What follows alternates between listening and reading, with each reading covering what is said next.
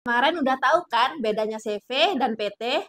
Sekarang yuk kita main tebak-tebakan lagi. Nah, sekarang ayo tebak. Menurutmu usaha ini cocoknya CV atau PT? Jawab cepat ya, aku kasih waktu 3 detik tiap soal. 1.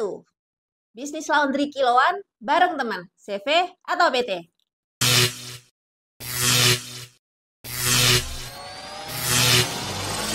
Jawabannya CV, karena masih skala kecil dan dikelola bareng partner. 2. Startup teknologi yang lagi cari investor, CV atau PT?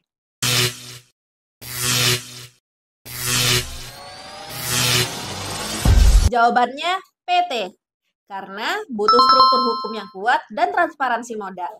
Gimana hasil tebakanmu? Bener semua nggak? Kalau masih bingung usaha kamu cocoknya CV atau PT, langsung aja konsultasi gratis di Pop Jasa.